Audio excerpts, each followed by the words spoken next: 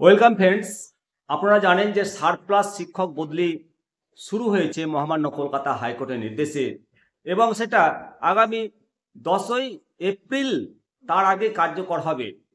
এবার সারপ্লাস শিক্ষক কারা আর কোন কোন বিদ্যালয় সারপ্লাস শিক্ষক পাবেন, এই নিয়ে আজকের প্রতিবেদন। আমি শিবরাম সরকার, আপনারা দেখছেন নিমতিতা দর্শন। অত্যন্ত গুরুত্বপূর্ণ এই ভিডিও।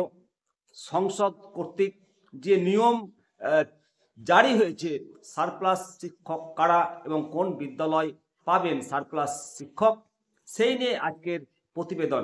স্ক্রিপ্ট করলে মূল্যবান তথ্যগুলো আপনারা জানতে পারবেন না, তাই পুরো ভিডিওটা দেখুন এবং আপনাদের মতামত অবশ্যই জানাবেন আর সকলের স্বার্থে ভিডিওটাকে শেয়ার করবেন। এবার চলুন, যে কারা সারপ্লাস শিক্ষক। সারপ্লাস শিক্ষক সেই সমস্ত শিক্ষক শিক্ষিকাগণ যাদের অবসর গ্রহণের তারিখ 31শে মার্চ 2027 পর্যন্ত। যে সমস্ত শিক্ষক শিক্ষিকাগণ মার্চ 2025-এ কনভেন্স অ্যালাউন্স পাচ্ছেন, তারা 1 ও 2 টিচার্স বিশিষ্ট বিদ্যালয়, তারা প্যারা টিচার বাদ যাবে এবং হেড টিচার বাদ যাবে সারপ্লাস শিক্ষকের নিয়ম।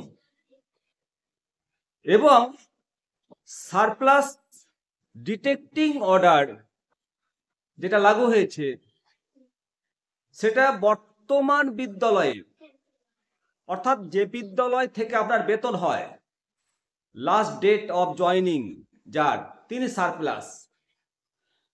তার আগের ডেট অফ জয়নিং যার, তিনি এইভাবে সারপ্লাস 2, এইভাবে সারপ্লাস চলতে থাকবে।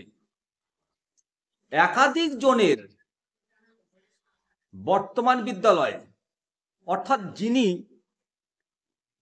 যে বিদ্যালয় থেকে বেতন পান সেখান থেকে লাস্ট ডেট অফ জয়নিং একই হলে, তিনি যদি মুর্শিদাবাদ জেলায় পরে জয়েন করেন তাহলে তিনি সারপ্লাস 1, আর তার আগে যিনি জয়েন করেছেন তিনি সারপ্লাস 2, এইভাবে চলবে। একাধিক জনের বর্তমান বিদ্যালয়, অর্থাৎ যে বিদ্যালয় থেকে বেতন হয় সেখানে লাস্ট ডেট অফ জয়নিং ও মুর্শিদাবাদ জেলাতে জয়নিং ডেট একই হলে, যিনি বয়সে ছোট তিনি সারপ্লাস 1, আর যিনি বয়সে বড় হবেন তিনি সারপ্লাস 2, এভাবে চলবে।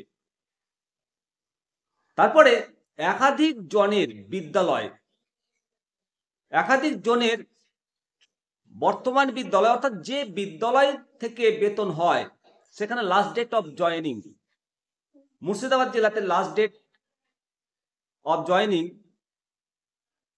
এবং ডেট অফ বার্থ একই হলে মেল টিচার সারপ্লাস 1 হবেন। প্রি প্রাইমারি স্টুডেন্ট থেকে ক্লাস 5 পর্যন্ত এনরোলমেন্ট ধরা হবে। সারপ্লাস নিয়ে যে তথ্য প্রকাশ হয়েছে সেটা আপনাদের সামনে তুলে ধরলাম। অবশ্যই সমস্ত জেলাতে সারপ্লাস বদলি সুষ্ঠুভাবে হবে এবং সারপ্লাস যে সমস্ত বিদ্যালয়গুলো আছে তাদেরকে জেলার যে কোনো জায়গায় বদলি হয়ে যোগদান করতে হবে।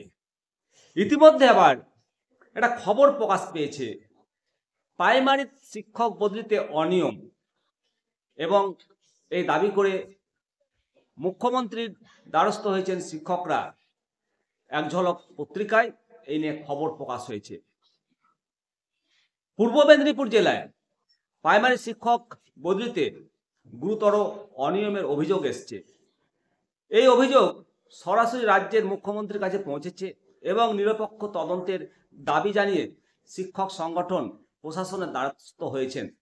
অভিযোগ, বদলির ক্ষেত্রে স্বচ্ছ প্রক্রিয়া মানা হচ্ছে না, বরং এক পেশের সিদ্ধান্ত চাপিয়ে দেওয়া হচ্ছে শিক্ষকদের ওপরে।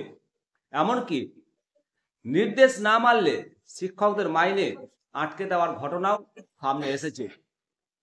শিক্ষক সংগঠনগুলোর অভিযোগ, জেলা প্রাথমিক বিদ্যালয় সংসদ বদলির ক্ষেত্রে খামখেয়ালি আচরণ করছে। সম্প্রতি এক শিক্ষক যার টিউমার অপারেশন হয়েছে তাকে লোকাল অ্যারেঞ্জমেন্টে পাঠানোর নির্দেশ না মানার কারণে তার 2 মাসের মাইনে বন্ধ করে দেওয়া হয়েছে। পরে প্রশাসনিক নির্দেশে তাকে বাড়ি থেকে 40 কিলোমিটার দূরে বদলি করা হয়।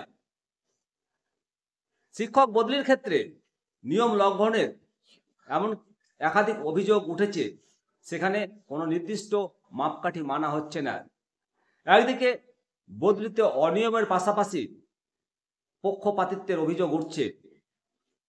একাধিক শিক্ষক যেখানে দূরবর্তী স্কুলে বদলি হচ্ছেন, সেখানে কয়েকজন সুবিধাভোগী শিক্ষককে শহরের নামী স্কুলে বদলির সুযোগ দেওয়া হচ্ছে।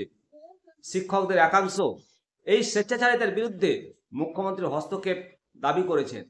বিষয়টি নিয়ে তৃণমূল প্রাথমিক শিক্ষক সংগঠন সরব হয়েছে এবং জেলা বিদ্যালয় পরিদর্শকের কাছে ডেপুটেশন জমা দিয়েছে।